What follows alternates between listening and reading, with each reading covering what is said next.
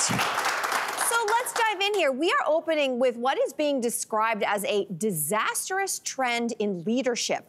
Women leaders are leaving their companies at the highest rate ever. So these are women that are right at the top of the corporate ladder at companies like Google and Meta, and many of them say they are quitting work, and it's all to focus on their health and on their families. National Chief, we're going to start with you. What do you think of this trend? What's going on behind this, do you think? I think part of it is, well, let me talk about Indigenous women particularly. We recently had Melanie Mark resign from the BC legislature. She talked about it being a torture chamber for her. She talked about character assassination, and I think we saw that with Jody Wilson-Raybould as well. Her not running again. And this is such a difficult space. Those colonial spaces are really difficult for Indigenous women, and I think women in general. And I even think about Mumalak Kakak and her not running again. And I think that anytime a woman decides not to continue in her career, it's very problematic. Even if the woman is like, I'm doing this on my own, I'm resigning, it still really shortchanges society from women in leadership. And, you know, society is 50% women, and I really feel like we have to have 50% of women in leadership roles. And so I think that, you know, when women leave under any circumstance, it's not good for us as a society. Yeah, I mean, the system has failed. The system has failed. So what needs to change? What do you think is going on? Well, you know, this report listed out a few important factors. One of the factors is that they said when women are leaders, they actually do more of the job than their male counterparts had been doing. And that includes spending more time on, for example, social engagement, so charitable work, sponsorship work for organizations, charities, you know, organizations in need. Also includes more work on diversity and changing the culture within the workplace.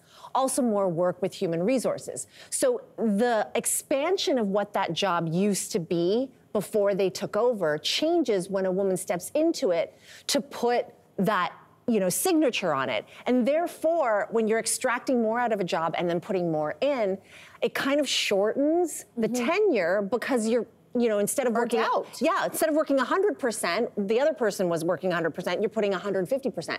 So I did find that interesting in how female leaders can enhance a job, but in doing so may have to leave the job sooner. So who steps up to take over the position?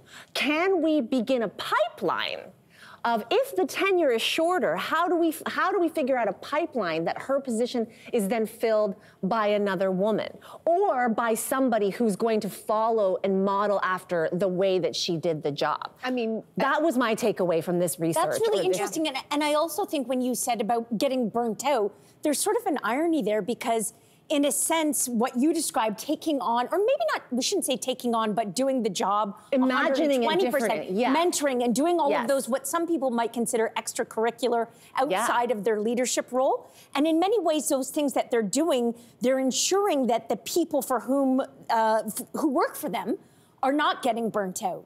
But in the process, they get burnt out, making sure that their employees don't get burnt out. You know, when I hear this conversation, I hear so much talk on the women. It's like it's up to the women and the burden is on us. But I would like to hear this conversation expand. If the big reason, one of the big reasons that some of these women are leaving, I think of Jacinda Ardern. She's the leader of New Zealand. You know that she's just stepped down. That's a loss. I think a lot of people will agree. She was a phenomenal leader for that country. And she has a young child. Maybe she wants to try to expand her family. So instead of saying like, oh, that's so sad, and Jacinda, why don't you like push through? Or the First Minister of Scotland, why don't you just stick to it? I'm burnt out. Can we start talking about like maybe men stepping up at home more? So that in, so like, you know, like, it's very easy to be like, women, you know, we're juggling 6 plates at once. Well, can someone take some of the juggling off of me? And at least in a heterosexual relationship, we don't put enough emphasis on asking men to stay home and caregive at home so that I can go to work and juggle 6 plates. And just do one job. Yeah. Hey there, wasn't that great? Do you know where you can find some equally good content? Our YouTube page. It's filled with discussions, debates, and some laughs. Head there now, like and subscribe.